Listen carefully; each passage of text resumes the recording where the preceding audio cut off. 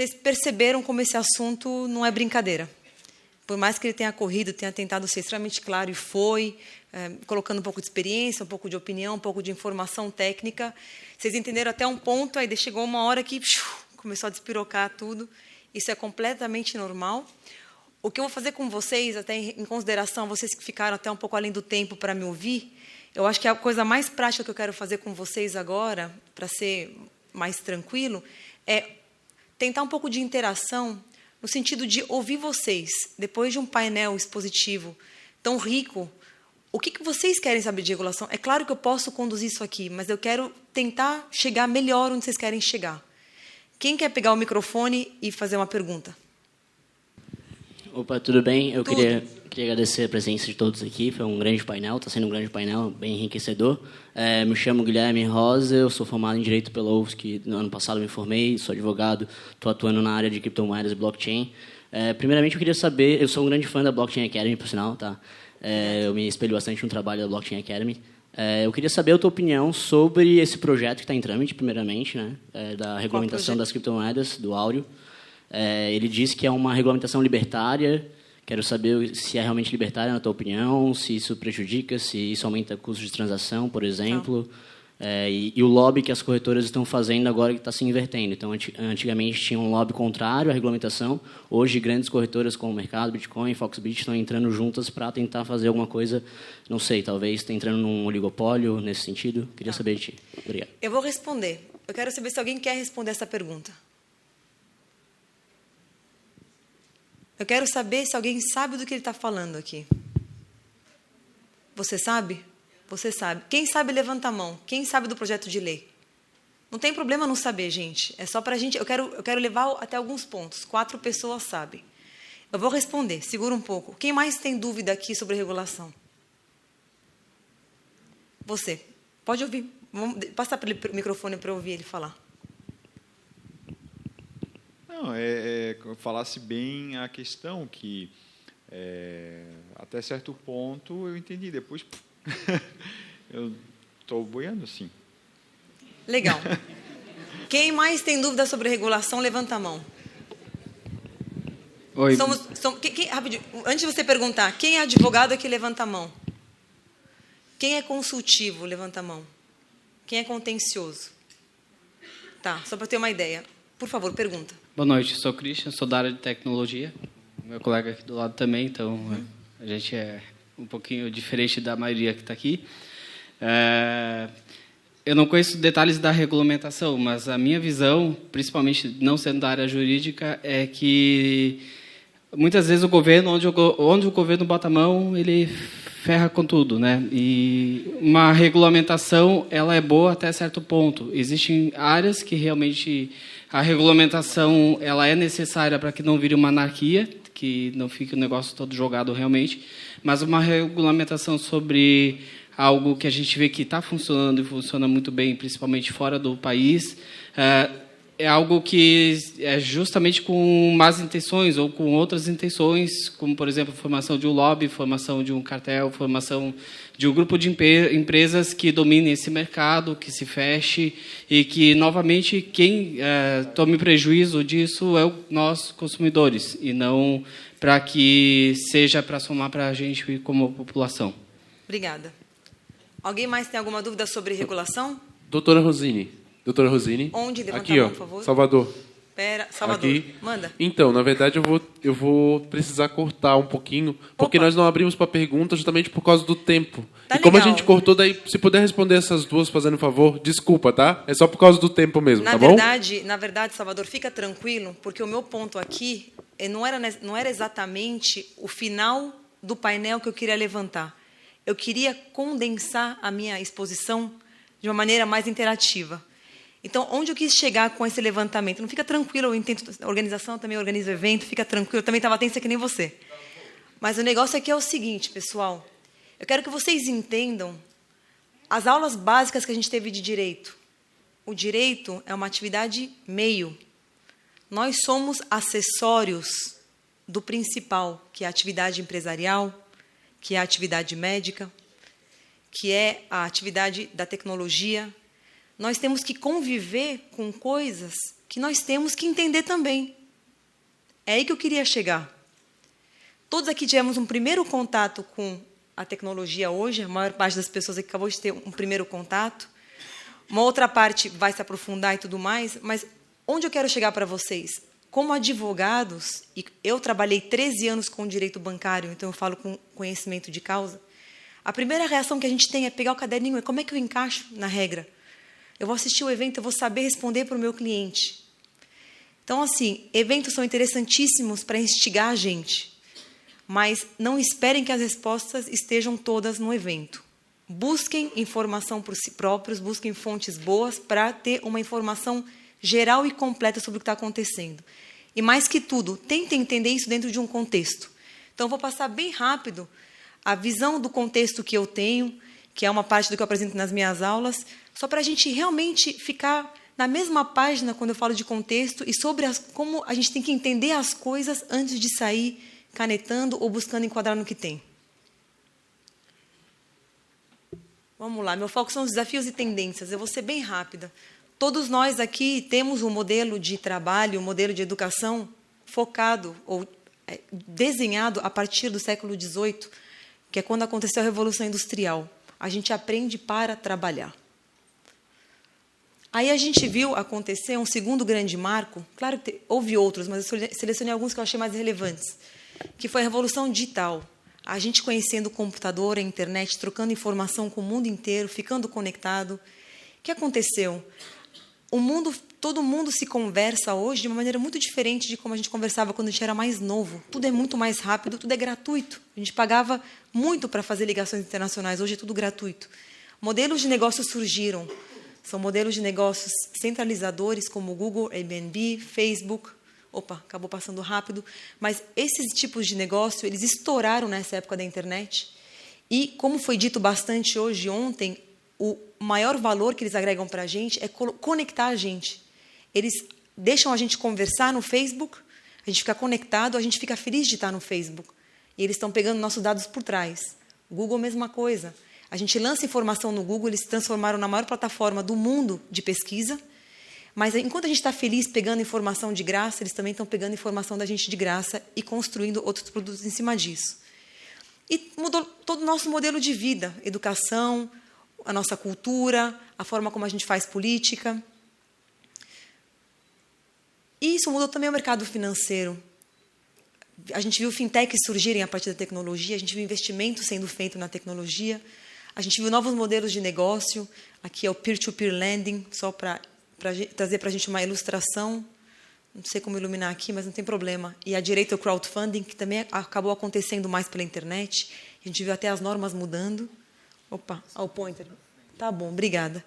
Fintechs tomando o lugar de bancos, no sentido de ser capaz de produzir tudo que os bancos produzem hoje, em termos de serviço de produtos. A gente viu também plataformas de comunicação ficando gigantes e também agora querendo competir com bancos. Então, toda uma revolução no mercado financeiro. E, no meio de tudo isso, o pessoal começa a falar de Bitcoin e blockchain. É um negócio que veio atropelando a evolução que a gente estava assistindo e vivenciando, que é o Satoshi. Eu tive a honra de conhecer o Satoshi. Ele é um senhor agradabilíssimo. Ele não diz para ninguém que ele tem a ver com isso. Ele vai negar até a morte dele. Mas os papos com ele foram todos de mundo financeiro, de como realmente esse mundo bancário pode ser cruel. Então, eu tenho absoluta certeza que ele tem um pé nessa história. A gente viu falar de Bitcoin, de blockchain, o Bitcoin como sendo uma unidade digital que a gente está transacionando, o blockchain como sendo a arquitetura tecnológica por trás do Bitcoin. E aí tem que tomar muito cuidado, porque esse é o começo da conversa. Mas depois surgiram outros papos em cima disso, né? Nasceu para ser dinheiro e agora a gente quer fazer registro de informação no blockchain.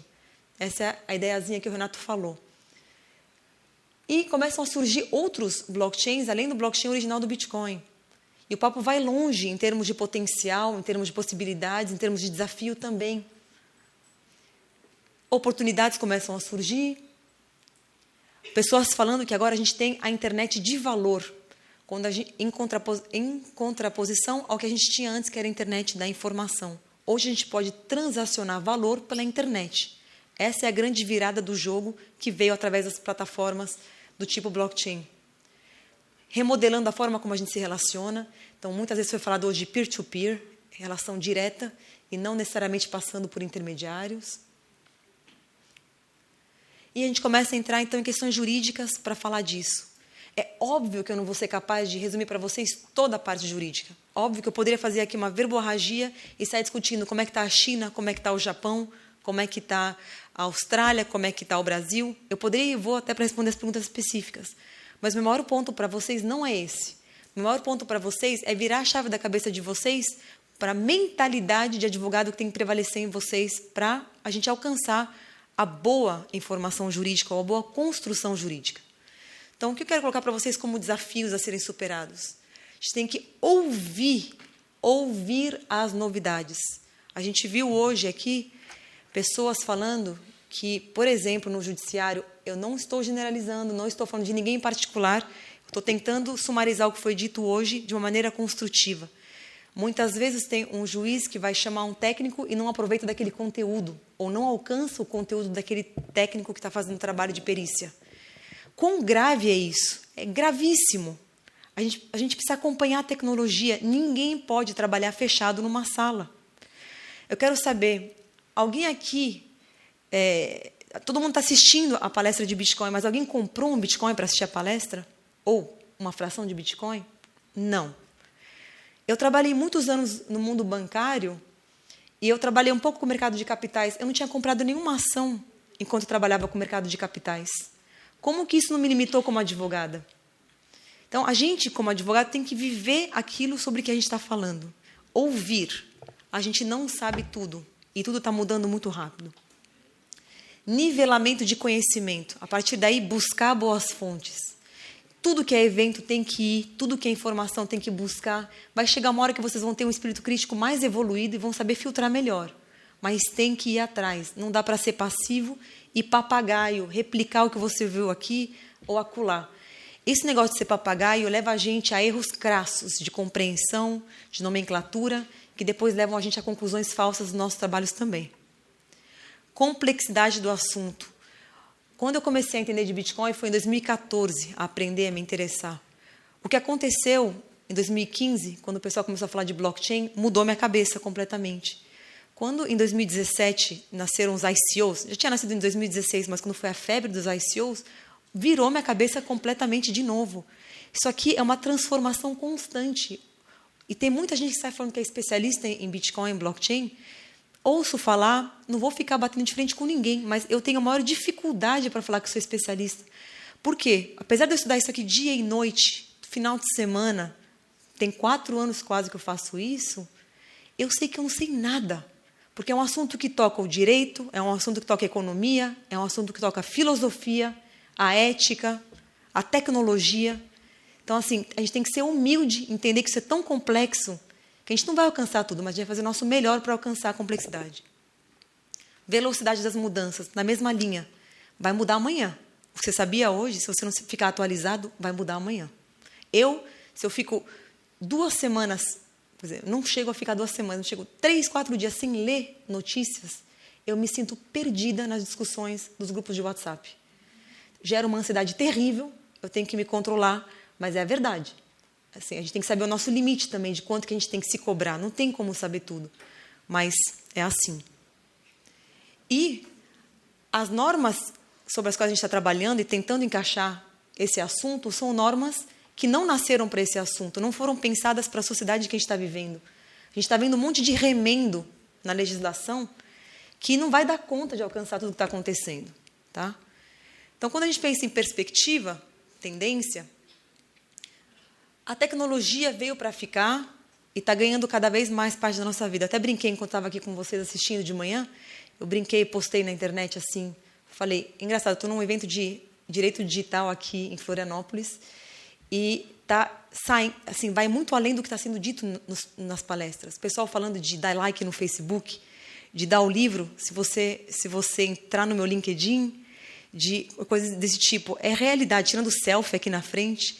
Isso é novo, né? A gente não cresceu nesse ambiente, mas agora veio para ficar e não vai sair. Então, assim, o juiz, o legislador, vai ter que saber o que é Bitcoin. Eles não têm opção. Em 2 anos, eu vi ninguém do Legislativo, aliás, uma pessoa do Legislativo e uma pessoa do Judiciário nos meus cursos. Eu acho isso muito estranho. Mudança de paradigmas. Temos que aceitar e entender isso. Isso é fato também. E os paradigmas novos que estão surgindo, provavelmente eles vão ser transformados de novo. Então, isso também é uma tendência que veio para ficar, uma mudança constante de paradigmas com que a gente tem que lidar. Arbitragem jurídica. Esse é um assunto chave. Não sei quantos vocês estão familiarizados com o conceito. O que eu quero dizer aqui para vocês? Eu quero dizer o seguinte: se a gente fechar as portas aqui, o pessoal vai para fora. Tão simples quanto isso. Já está acontecendo. Nosso mercado está prejudicado por isso. Por quê? As mentes brilhantes que estão se esforçando para criar aqui soluções, com que eu estou lidando diariamente, toda hora ficam truncados por burocracia, por alguém do Legislativo que não entende, por alguém advogado que não entende. Normal, eu não estou questionando, vejam bem, eu não estou questionando o natural do progresso do conhecimento. Mas a gente vive num sistema truncado que torna muito mais difícil a construção positiva de soluções e a exploração disso aqui no Brasil. Isso é um problema. Quando as pessoas vão embora, elas criam soluções lá fora e elas tendem a enriquecer, se derem certo, o país onde elas estão. E aqui a gente fica brigando por mesquinharia, vai cobrar tributo aqui, vai respirar, vai cobrar tributo, etc. e tal. Então, aqui, a gente tem que se adaptar para sobreviver. Se a gente quer ser um país que produz riqueza, a gente também tem a responsabilidade de se adaptar para isso. Não é o Estado que vai dar isso para a gente, é nós, como profissionais, como empreendedores.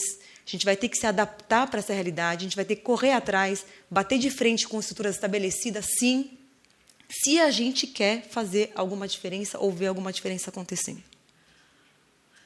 Para terminar, eu não terminei, eu só vou também querer ter o direito da minha réplica frente ao professor Manuel, quando eu fui chamada de machista, porque o que aconteceu naquele momento foi uma ponderação. Campanella? Walter Campanella? Capanema, desculpa, Capanema. Quando ele estava falando sobre a questão das mulheres, da criação da lei Lola, o fato de que foi criada uma norma para proteger as mulheres, e eu falei que isso era uma questão de gênero, e que isso, então, fazia sentido para mim naquele momento. O que eu estranhei não foi o posicionamento do senhor Manuel, porque eu acho que quando ele se expressou, ele estava na melhor intenção, inclusive foi o painel mais divertido, eu morri de rir, mas assim, foi a melhor intenção de dizer, as mulheres têm que ser tratadas como os homens, que é uma coisa em que eu acredito também. Mas me chama um pouco a atenção o fato de todo mundo bater palma, porque no meio da fala dele também saíram algumas coisas técnicas sobre o que a gente tem que refletir. Quando a gente fala de igualdade, quando a gente fala como advogados de igualdade, não é que nem as pessoas falam de igualdade vulgarmente. Igualdade, para a gente, é o princípio da isonomia. Tratar igual aqueles que são iguais e tratar desigualmente aqueles que são desiguais, né? Então, é nesse sentido que eu vejo uma necessidade de ter legislação. Como feminista que sou, eu não fico falando isso toda hora, mas também acho que é importante a gente falar que feminismo é uma busca de igualdade para as mulheres perante os homens, enquanto machismo é o homem se achar acima das mulheres. Por que eu falei isso? Não é para ser chata, não é para encher de linguiça, é para dizer que, quando a gente vai argumentar juridicamente, a gente tem que estar bem alinhado em termos de conceito e bem alinhados em termos de bases e premissas sobre as quais a gente está conversando, para a gente poder, de fato, evoluir na conversa jurídica. Agradeço demais pela atenção de vocês, fico à disposição. Cupom de desconto para Blockchain Academy, BAOABSC, 10% de desconto para o curso dos dias 4 e 5 de maio em São Paulo. Obrigada.